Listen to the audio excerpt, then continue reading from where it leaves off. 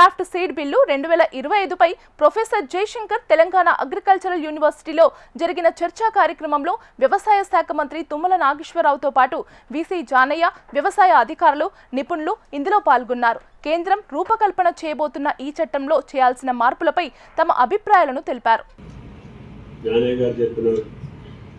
కొద్ది సమయంలోనే ఇది అసలు కేంద్ర ప్రభుత్వానికి సంబంధం లేదు, రాజ్యాంగంలో రాష్ట్రాలకి అధికారాలు ఉన్నాయి, మనమే చేసుకోవాలి, మన రైతులు, మన ప్రాంతం, మన వాతావరణం, మన పంటలు, వాళ్ళ రక్షణ మనం చూసుకోవాలి అని చెప్పి రాజ్యాంగంలో ఉందని చెప్తున్నారు. ముందుగా మన సవరణ ఈ ముసాయిదా మీద రాష్ట్ర ప్రభుత్వ అధికారాన్ని కేంద్ర ప్రభుత్వం తీసుకోవాల్సిన అవసరం ఏంటి, దాని మీద మీరందరూ ఆలోచన చేయండి. ఒకవేళ తీసుకుంటే రాజ్యాంగబద్ధంగా మనమేం అడగాలి, మనకేం కావాలి, మన రైతులకి ఏ రకమైనటువంటి రక్షణ ఉండాలి. కాబట్టి ముఖ్యంగా రైతు నష్టపోయినప్పుడు నష్టపరిహారం ఇప్పటివరకు సక్రమంగా జరగట్లేదు, జరిగే పరిస్థితి కూడా లేదు. ఏంటంటే చట్టం సక్రమంగా లేదు. ఇది 60లో తయారైంది, 83లో రూల్స్ పెట్టుకున్నాం, కానీ మాకు అధికారాలు లేవు అని చెప్పి అధికారులు అదేవిధంగా ప్రభుత్వ పరంగా ఆన్సర్ వస్తుంది. కంపెనీలు విచ్చలవిడిగా రైతాంగాన్ని మోసం చేసే పరిస్థితికి వచ్చారు. కొన్ని కంపెనీలు మంచిగా ఉండొచ్చు, కొన్ని సంపాదన కోసం ఉండొచ్చు. అందుకని నేను మిమ్మల్ని విఘ్న పెద్దలందరినీ కోరేది ఏంటంటే మల్లారెడ్డి గారు కానీ, కోదండరామ్ గారు కానీ రైతుల పట్ల, రైతు సంక్షేమం పట్ల వాళ్ళ సుదీర్ఘ జీవితకాలం మొత్తం కూడా ప్రజల కోసం వెచ్చించారు. కాబట్టి ఎన్నోసార్లు పార్లమెంట్లో వచ్చినా కూడా ఇది ఈ ముసాయిదాలు, బిల్లులు పాస్ అవ్వకపోవటం, రైతులు రక్షించే దాంట్లో అన్ని అధికారాలు మనకు ఉండేటట్టుగా ఈ సవరణలు ఉండాలి.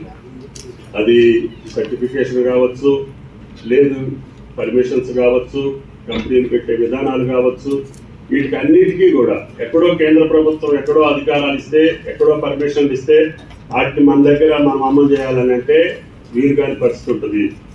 కాబట్టి గతమంతా మీకు అవగాహన ఉంది కాబట్టి పెద్దలకి నేను గతంలోకి వెళ్లకుండా ఈ చట్టానికి సంబంధించి నాకు తెలిసినంత వరకు రాష్ట్ర ప్రభుత్వానికి అధికారాలు తగ్గిస్తున్నారు.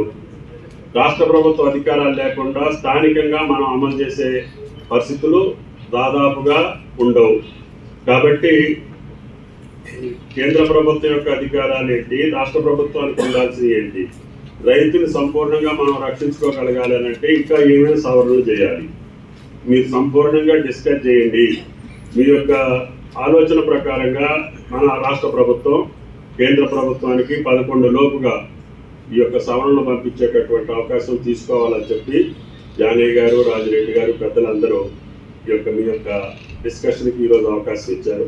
ఇంకా అవసరమైతే నేను రైతాంగాన్ని కూడా జిల్లాల వారీగా కూడా మా సురేంద్ర మోహన్ గారు సమావేశాలు ఏర్పాటు చేసి అక్కడ రైతులు, రైతు నాయకులు, అక్కడ ఉన్నటువంటి నిష్ణాతులతో కూడా వాళ్ళ ఫీడ్బ్యాక్ కూడా తీసుకోమని చెప్తున్నాం. ఈ చట్టాన్ని ఆ యొక్క ప్రతి రైతు వేదికలో కూడా డిస్ప్లే చేసి మన వాళ్ళందరూ కూడా ఈ యొక్క సవరణలకి వాళ్ళు ప్రతిపాదించింది ఏంటి, మనకు కావాల్సింది ఏంటి, వాటినన్నింటినీ సింక్రనైజ్ చేసి త్వరగా మనం అడ్వాన్స్గా మీరు మాకు ఇస్తే 11 దాకా కాదు, 3-4 రోజుల్లోనే, వారం రోజుల్లో ఇస్తే నేను మళ్ళీ ముఖ్యమంత్రి గారితో ప్రభుత్వంలో అవసరమైతే శాసనసభలో ఏదో రకంగా మనం దీన్ని ఫుల్ ఫ్లెడ్జ్డ్గా చేసుకోకపోతే ఇన్ని 60 సంవత్సరాలు లేదని బాధపడుకుంటూ వచ్చేటప్పుడు కూడా మనం సక్రమంగా దీని మీద రియాక్ట్ కాకపోతే మళ్ళీ భవిష్యత్తులో కూడా మనకు కష్టాలు వస్తాయి.